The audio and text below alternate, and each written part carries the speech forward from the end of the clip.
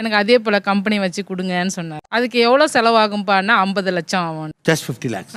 அப்பா, இந்த காலத்து பசங்க எவ்வளோ கிளவரா இருக்காங்க. அவங்க கிளவரா இருக்கிறேன்னு நினைச்சிட்டு என்னென்ன பண்றாங்க.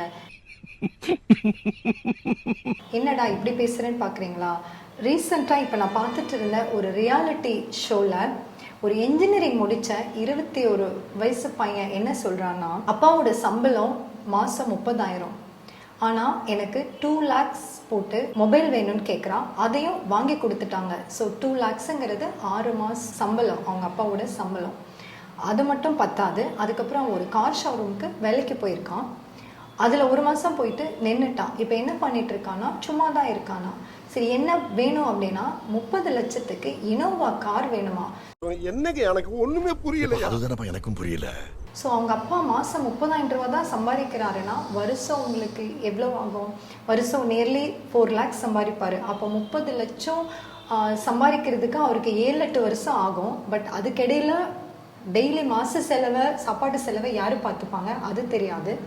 அது மட்டும் இல்லாமல் அவன் ஏன் வேலைக்கு போக மாட்டேங்கிறான் அப்படின்னா, எனக்கு 50 லட்சம் போட்டு ஒரு கார் ஷோரூம் வச்சு கொடுங்க அப்படின்னு கேட்குறான்.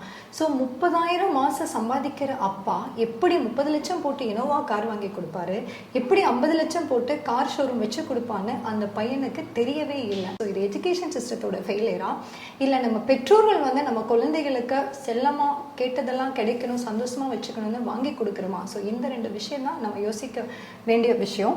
நான் இன்னொரு வீடியோவில் பேசியிருந்தேன், குழந்தைங்க அடம் பிடிச்சா இதுதான் வேணும்னு சொன்னால் எல்லாமே வாங்கி கொடுக்காதீங்க, நோ சொல்லி பழகுங்கன்னு.